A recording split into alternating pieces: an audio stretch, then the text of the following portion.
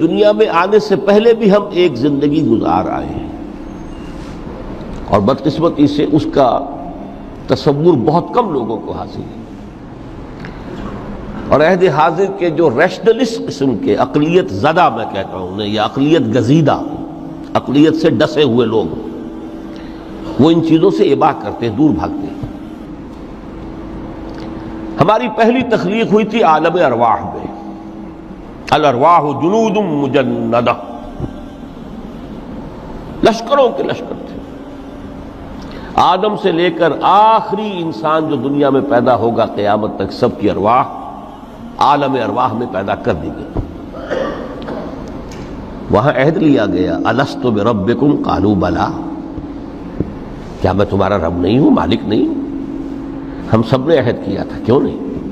شہیدنا، ہم گواہ، یہ عہد الست۔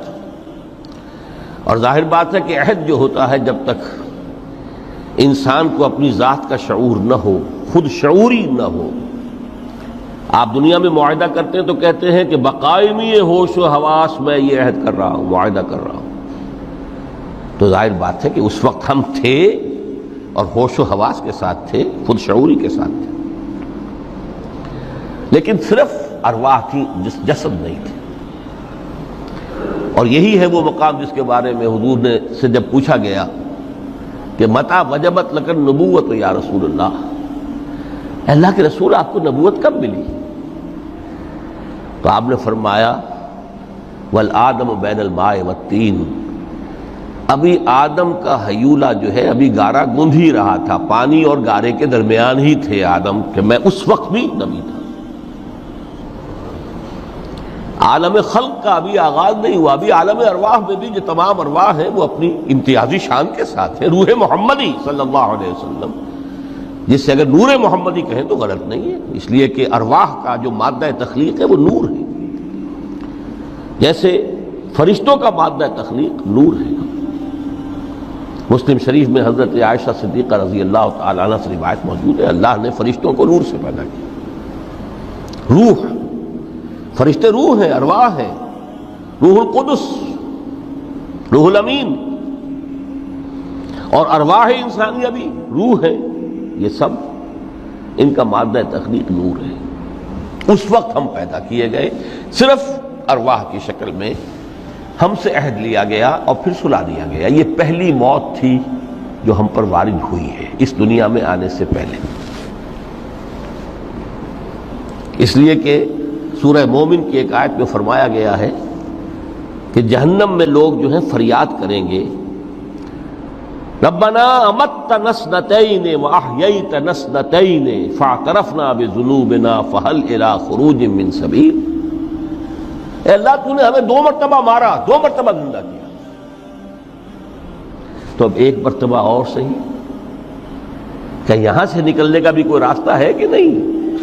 اتنے مراحل سے تو ہمیں لے کر آیا ہے، ایک مرحلہ اور سی۔ تو یہ 2 موتیں کون سی ہیں؟ پہلی موت وہ تھی جب ارواح کو موت کی نیند سلا دیا گیا۔ پھر عالم خلق، جسے آج سائنٹسٹ کہتے ہیں، جس کا نقطۂ آغاز ہے بگ بینگ، عالم ارواح اس سے پہلے کی شے ہے، اس تک سائنس نہیں پہنچ سکتی، وہ سائنس سے ماوراء ہے۔ لیکن جہاں سے سائنس شروع ہوتی ہے وہ عالم خلق کا آغاز ہے، بگ بینگ سے۔ وہ پھر مختلف مراحل، تنزل کے مراحل بھی آئے، ارتقاء کا مرحلہ بھی آیا، تفصیل میں جانے کا موقع نہیں ہے۔ بہت سے تنزلات کے مراحل اور بہت سے ارتقاء کے مراحل طے کر کے آدم تیار ہوا ہے۔ حضرت بیدل نے رحمت اللہ علیہ بہت خوبصورت شعر کہا ہے، ہر 2 عالم خاک شد تا بست نقش آدمی، اے بہار نیستی از قدر خود ہوشیار باش۔ یہ پوری جو بھی کائنات کا جو سلسلہ شروع ہوا، بگ بینگ، اور بہت بڑے بڑے جو ناری کرے تھے جن کی کہ حرارت کا جب تذکرہ کرتے ہیں سائنسداں تو trillions and trillions of foreign height, یہ ان کی اس وقت اس کی جو حرارت کا عالم تھا۔ لیکن پھر وہ ٹھنڈے ہوئے، کچھ اس میں سے کوئی، پھر خاک کی تہ جو ہے زمین کے اس کرے پر آئی، ہر 2 عالم خاک شد، یہاں سے اب آدم کا حیولہ تیار ہوا تا بست نقش آدمی، اس کے بعد ارتقائی مراحل ہیں، اور پھر آدم کی وہ روح جو کولڈ سٹوریج میں تھی جب وہ لا کر پھونکی گئی ہے، جسد آدم جو ہے وہ مسجود نہیں تھا، مسجود تو تب بنا ہے جبکہ اس میں روح آدم وہ لا کر پھونک دی گئی۔ فَإِذَا سَوَّيْتُهُ وَنَفَخْتُ فِيهِ مِن رُوحِي فَقَعُوا لَهُ سَاجِدِينَ۔ یہاں سے حیات دنیاوی کا آغاز ہو گیا۔ پھر وہ سلسلہ تناسل ہے، آدم اور حوا کی نسل میں سے ہر بچہ 4 ماہ کے بعد جب اس کا ایک حیولہ رحم مادر میں تیار ہو جاتا ہے، حدیث ہے متفق علیہ عبداللہ ابن مسعود سے رضی اللہ تعالی عنہ، اور جس کے اندر آغاز میں وہ کہتے ہیں کہ حضور نے ہمیں یہ بتایا وَهُوَ الصادق المصدوق، دیکھنا تم کہیں شک میں نہ پڑ جانا، محمد کون ہے؟ الصادق المصدوق، جو سچے ہیں، جن کی سچائی کی اللہ گواہی دیتا ہے، کہ رحم مادر میں 40 دن تم نطفے کی شکل میں ہوتے ہو، پھر 40 دن علقہ کی شکل میں ہوتے ہو، پھر 40 دن تو مضغہ کی شکل میں ہوتے، پھر اللہ تعالیٰ فرشتے کو بھیجتا ہے جو اس میں روح پھونکتا ہے۔ وہی عمل جو آدم کے جسد حیولہ کے ساتھ ہوا تھا، ہر ابن آدم اور بنت آدم کے لیے وہی عمل ہے کہ جو رحم مادر میں 4 مہینے کے بعد دہرایا جاتا ہے۔ یہاں سے حیات دنیاوی شروع ہوئی، پھر موت، یہ دوسری موت ہے۔ اب پہلی موت تو وہ تھی، لیکن دوسری موت یہاں سیپریشن ہو جائے گی۔ جو زمین سے آیا تھا تخلیقی مادہ، وہ جسم میں گیا، زمین میں گیا، گل سڑ کر ختم ہوا۔ جو وہاں سے روح آئی تھی وہ اس زمینی وجود کا جو لب لباب ہے، جان، نفس، اس کو لے کر اپنے ساتھ، اور وہ جائے گی عالم بالا کو۔ پھر یہ ایک وقفہ ہے، پھر بعد بعد الموت ہے۔